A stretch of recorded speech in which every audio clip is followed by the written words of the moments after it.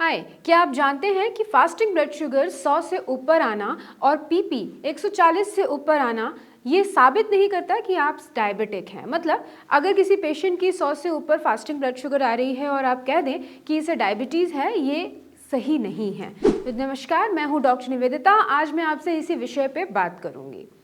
तो जब भी आप अपने ब्लड टेस्ट करवाते हैं, खासकर ग्लूकोमीटर पे या लैब टेस्ट में, और सिर्फ अगर आप फास्टिंग और पीपी यानी कि खाली पेट की जो 10 से 12 घंटे खाली पेट आप जो शुगर लेवल करवा रहे हैं वो, और खाने के 2 घंटे बाद वाली शुगर लेवल्स अगर आप करवा रहे हैं, अगर वो बढ़ी हुई आई तो सिर्फ यही एक सिम्टम नहीं होता, सिर्फ यही इंडिकेशन नहीं होता कि आपको डायबिटीज़ है, क्योंकि ये कई वजह से बढ़ सकती है। तो बहुत ज़्यादा इम्पॉर्टेंट है कि आप अपना HbA1c टेस्ट करवाएं। HbA1c यानी कि ग्लाइकेटेड हीमोग्लोबिन आपको एग्जैक्ट पिक्चर देता है कि आप डायबिटिक हैं या नहीं, आपका शुगर लेवल्स कंट्रोल में है या नहीं। जी हाँ, कई सारे ऐसे हमारी प्लेसेस हैं, मैं आपसे बात करूंगी जो इंटीरियर प्लेसेस हैं, जो बहुत ही ज़्यादा रूरल एरियाज़ हैं, जहाँ पे HbA1c का टेस्ट बहुत आसानी से नहीं हो पाता। वहाँ पे कई बार डॉक्टर्स सिर्फ फास्टिंग और पीपी को टेस्ट करके ही महज बता देते हैं कि आपको डायबिटीज़ है और आपकी डायबिटीज़ की मेडिसिन शुरू कर देते हैं। आप सालों डायबिटीज़ की मेडिसिन खाते हैं और आपको पता नहीं चलता कि आप डायबिटिक थे या नहीं थे। तो सबसे इम्पॉर्टेंट है HbA1c का टेस्ट करवाना। अगर आपका HbA1c 6.5 से नीचे आ रहा है तो आपको इमीडिएटली मेडिसिन शुरू करने की ज़रूरत नहीं है। आप प्री डायबिटिक लेवल पे हैं और आप अपनी डाइट में सुधार करके, थोड़ी सी एक्सरसाइज करके, थोड़ा सा रूटीन ठीक करके अपने आप को डायबिटीज़ के लेवल से निकाल सकते हैं।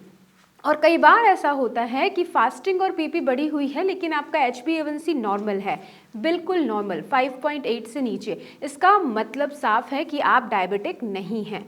तो सिर्फ फास्टिंग और पीपी के बेसिस पे किसी को भी डायबिटीज़ है या नहीं ये डिक्लेयर नहीं करना चाहिए। बाकी के टेस्ट भी करवा लेने चाहिए, क्योंकि फास्टिंग ब्लड शुगर कई रीजंस से बढ़ सकता है। जैसे कि अगर आपने एक दिन पहले काफ़ी ज़्यादा एक्सरसाइज की है तो आपका फास्टिंग ब्लड शुगर बढ़ा हुआ मिलेगा, या फिर आपने पानी कम पिया है एक दिन पहले तो आपका फास्टिंग ब्लड शुगर बढ़ा हुआ मिलेगा।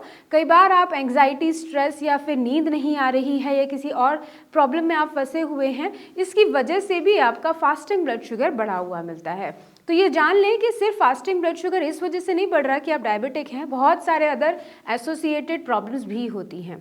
इसी के साथ में अगर हम पीपी की बात करें यानी कि खाने के बाद के ब्लड शुगर लेवल्स की, तो उसमें कई बार इंसुलिन रेजिस्टेंस की वजह से आपको खाने के बाद का जो शुगर है वो बढ़ा हुआ मिलता है।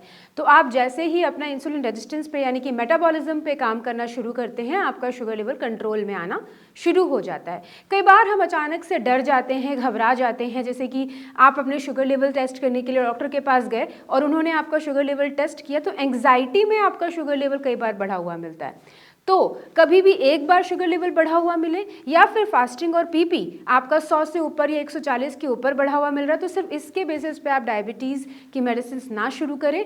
HbA1c ये बहुत ही ज़्यादा इम्पॉर्टेंट और बहुत ही ज़्यादा विश्वसनीय टेस्ट है। अगर आप इसको करवाते हैं तो आप काफ़ी हद तक ये समझ सकते हैं कि आपको डायबिटीज़ है कि नहीं, और अगर निकलती है तो आप उसके अकॉर्डिंगली यानी कि डाइट में चेंजेस करके, एक्सरसाइज करके, अपनी फूड हैबिट्स में चेंजेस करके, मेटाबॉलिज्म को इम्प्रूव करके अपने डायबिटीज़ को कंट्रोल कर सकते हैं। तो अगर आपको डायबिटीज़ से रिलेटेड कोई क्वेरी है, कोई आपको प्रश्न आपके दिमाग में आ रहा है, हमें कमेंट सेक्शन में कमेंट करके पूछ सकते हैं। ये दिए हुए नंबर्स पे कॉल करके भी जानकारी प्राप्त कर सकते हैं। मैं और मेरी टीम पूरी तरीके से कोशिश करेगी आपकी हेल्प करने की। धन्यवाद।